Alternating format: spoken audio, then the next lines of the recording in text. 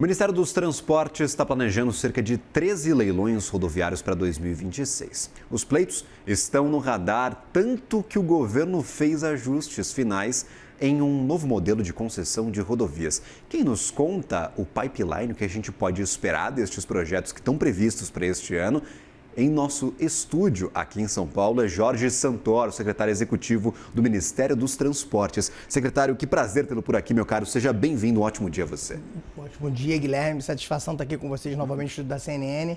É muito bom a gente poder comunicar, né, que temos uma carteira de leilões de rodovias, né, 13 leilões previstos para esse ano, e temos uma carteira de ferrovias. Pela primeira vez, o Brasil lança uma carteira com 8 projetos de ferrovias de carga e estamos para lançar uma carteira de ferrovias de passageiros, já está no pipeline, já está divulgado.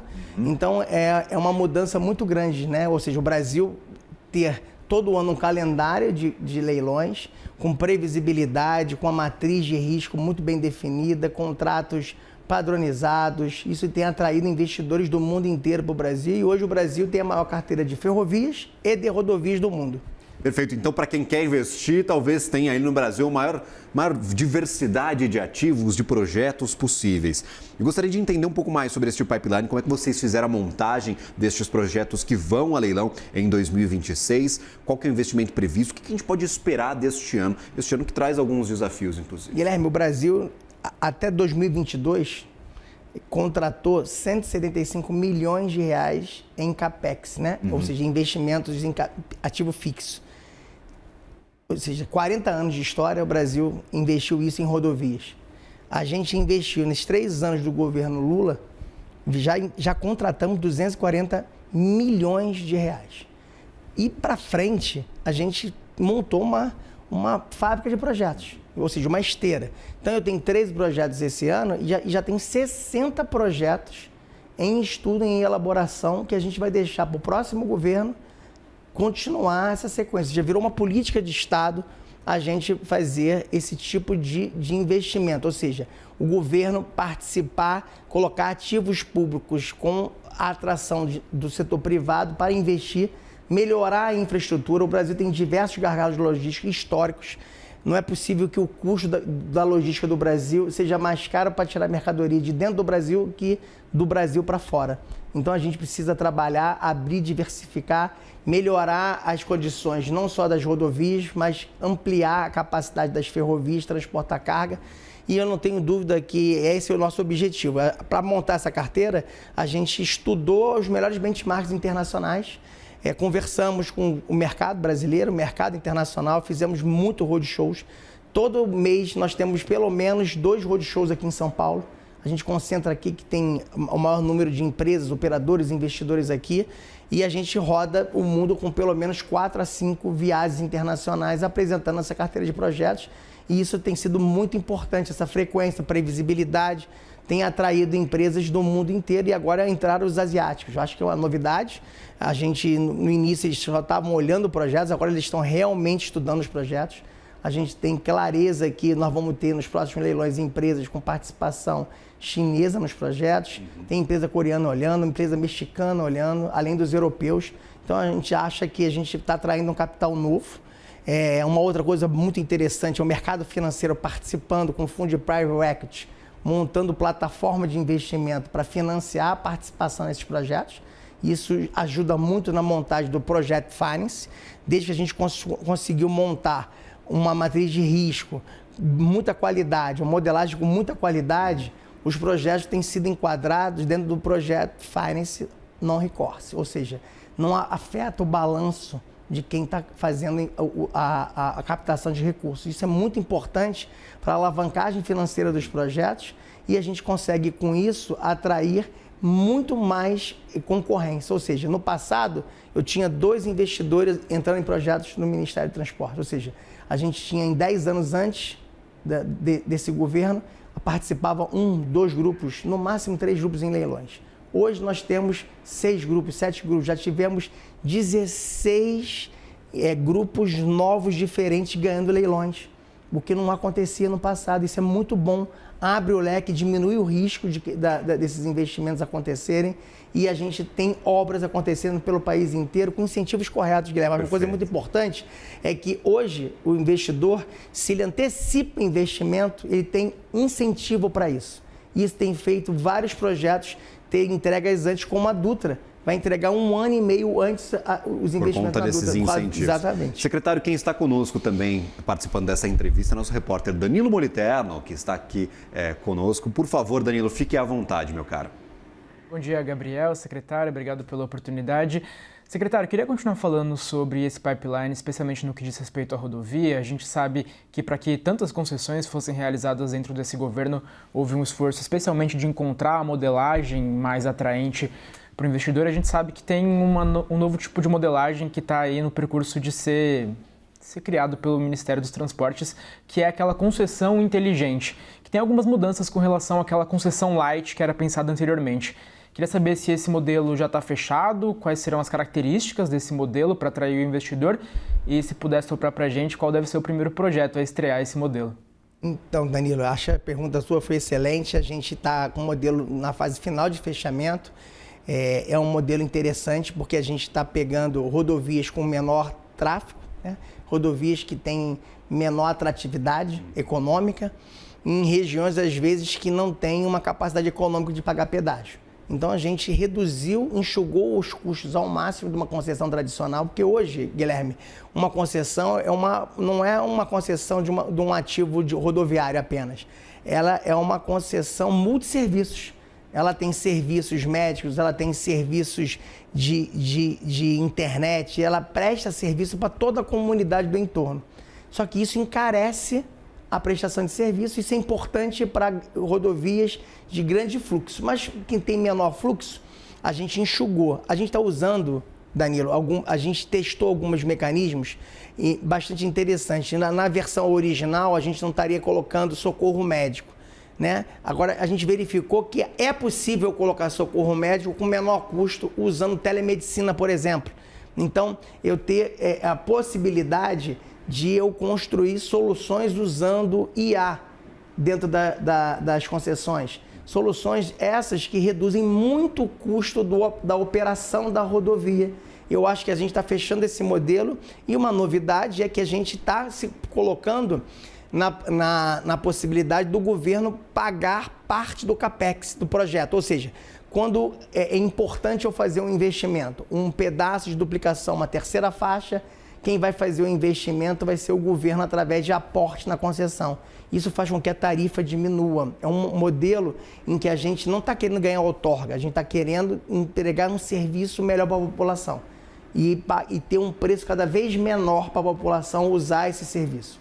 Então, é interessante a gente fazer investimentos em pedaços de rodovias que precisem ou que tenham muito acidente. Por exemplo, a gente tem a BR-101 Bahia, é um exemplo clássico disso. O sul da Bahia, a ligação do Espírito Santo, que passa ali por Ilhéus, aquele trecho é um trecho com um grande número de acidentes. Estamos vendo um dos maiores números de acidentes do país. Precisa fazer um investimento muito grande, talvez 2 bilhões e meio. Se eu faço esse investimento dentro da concessão, o pedágio fica muito caro. Então, a ideia do governo é aportar recursos nesse projeto e, com isso, o pedágio baixa o custo dele. E eu consigo fazer esse investimento. Esse é um modelo. Eu acredito que um dos primeiros projetos é a BR-393 no Rio de Janeiro, que a gente deu caducidade ano passado, que é a rodovia do aço. A gente está na fase final de modelagem, já nesse perfil de rodovia inteligente. Também a BR-101 sul da Bahia, a gente está nesse perfil também. E aí também algumas a gente vai usar aporte, algumas a gente vai usar esse tipo de soluções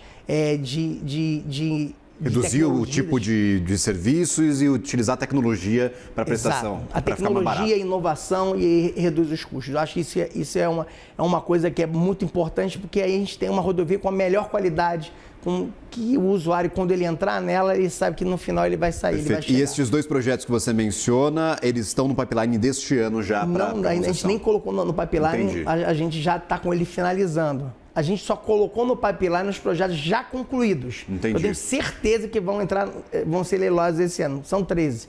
Mas eu tenho uns outros 8 projetos que podem ser concluídos ainda esse ano e eu incluí no pipeline. Então ficaria ali talvez, são 13 mais 8, a gente teria uma ideia ali talvez de... mas pode ser que algum desses 13 escorregue para o ano que vem. Entendi. Que tenha algum problema no Tribunal Até de 21 Contas. projetos a gente pode ter este ano. Podemos ter, por exemplo, de rodovias. Perfeito. Né? Então isso a gente tem trabalhado assim, Guilherme, desde 2023. Então, alguns escorregam de um ano para o outro, outros que não estavam previstos naquele ano acabam entrando, mas eu tenho uma previsibilidade, tudo está no data room do Ministério e da Agência Nacional de Transporte. E esse modelo de rodovias inteligentes, de nova modelagem de projeto que vocês estão testando ainda, vocês estão finalizando, ele deve ser talvez um modelo adotado a partir de agora, se ele der certo, ou ele vai ser um componente para ajudar nessas rodovias que são menos atrativas para investimentos? Guilherme, nós vamos ter vários tipos de modelos diferentes. Nós vamos ter rodovias inteligentes, que é um modelo para esse tipo de rodovia.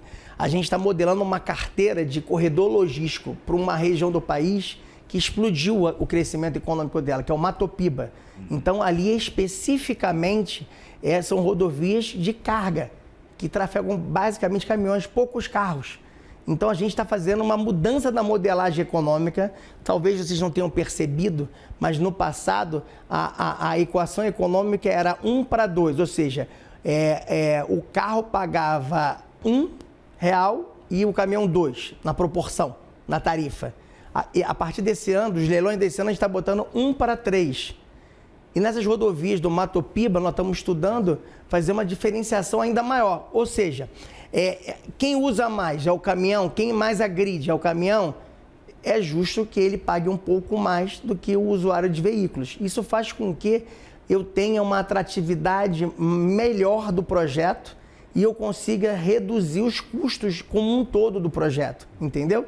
Então a gente tem esse outro modelo, modelo tradicional, e a gente tem várias políticas novas que nós estamos lançando, como a conectividade, como política de segurança viária, e isso para diminuir acidentes. Em breve o Ministério deve lançar, divulgar, a gente está fechando os números, mas já temos efeitos desses investimentos nas rodovias federais. Né? A gente teve uma redução do número de acidentes. Em breve nós vamos divulgar um relatório. Então você vê que investimento reduz acidentes, diminui a possibilidade de ter obstáculos ao funcionamento da via. Perfeito. Secretário, você fala sobre, por exemplo, essa demanda de um corredor logístico super demandado, que é o Mato Piba, a região do Arco Norte, do agronegócio brasileiro. Muito se cobra, por exemplo, pelo avanço de ferrovias, que também está no pipeline. A Ferrogrão já há muito tempo está em estudos, está travada no Tribunal de Contas da União. Eu gostaria de entender como é que vocês montaram este pipeline de ferrovias para 2026 e por que desta vez a gente pode ter a impressão de que vai dar certo a concessão e a finalização destes projetos? Guilherme, primeiro o Ministério não tinha nem Secretaria Nacional de Ferrovias.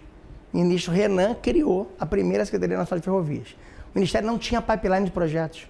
O Ministério só tinha administração de ativos existentes no passado.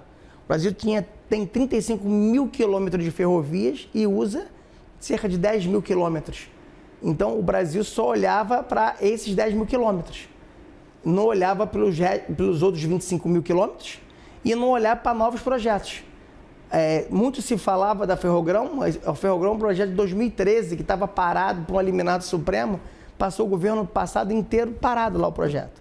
A gente, quando chegou no Ministério, o ministro Renan conseguiu buscar destravar no Supremo a atualização do projeto. O projeto foi atualizado e ele foi para o TCU agora, há pouco tempo. Não está travado no TCU, muito pelo contrário. Ele chegou ao TCU não tem nem 30 dias. Então a gente você veja, um projeto que estava parado, travado, a gente avançou, atualizou os estudos, incluiu as consultas das comunidades originárias, fizemos adaptações ao projeto, atualizamos esses. Por que a gente acredita que a carteira vai ter sucesso? Porque a gente nunca teve carteira. O Brasil nunca licitou greenfield. O primeiro leilão que nós vamos fazer vai ser o leilão da E-118, que é o Arco Ferroviário do Sudeste. É o maior projeto greenfield da história do Brasil. O Brasil está acostumado a fazer brownfield, ou seja, projetos já existentes. Construir ferrovia do zero, quem só construiu no Brasil foi a Valec. A Valec construiu o Norte-Sul. Perfeito. Os outros leilões que nós tivemos 3 leilões na nossa história de ferrovias, nos últimos 20 anos. Então, é muito pouco, a gente não tinha carteira. Então, montamos agora essa rapidamente, secretário, só para a gente encerrar essa entrevista, última pergunta. Como é que ano eleitoral vai impactar essa carteira de leilões? Como é que vocês distribuíram esses leilões ao longo do ano e qual que é essa expectativa para a troca de governo? Já que agora tem carteira que tem projetos estruturados, um cronograma, como é que eventualmente numa troca de governo vocês esperam conduzir para que esses projetos não sejam prejudicados? Investimento em infraestrutura é investimento de Estado, não de governo. Então, a gente, desde o início, a orientação do presidente Lula e do ministro Renan foi montar a carteira independentemente se a gente vai ser no nosso governo ou no próximo governo. Ou seja, eu encontrar um ministério sem projeto de ferrovia é muito ruim. Quem suceder a gente vai encontrar o ministério com a Infra SA, com vários projetos de ferrovias contratados, vários estudos contratados em andamento, e ele vai ter como montar carteiras todos os anos. Então, é muito diferente. A gente está deixando um legado de estudos e soluções de problemas históricos. Acho que talvez seja o maior problema. Um grande exemplo do que foi feito. A gente tinha 15 contratos de rodovias estressados, já fizemos 9 acordos no TCU, já fizemos 5 acordos de ferrovias também no TCU, reequilibrando esses contratos, redimensionando esses contratos e trazendo novos investimentos. São mais de 100 bilhões de reais em investimentos novos, repactuação desses contratos. Então, a gente resolveu o passado e olhou para frente como uma política de Estado. Jorge Santoro, secretário executivo do Ministério dos Transportes, obrigado pela participação, pela entrevista, meu caro. Sempre bem-vindo. Até uma próxima. Até bom trabalho neste ano.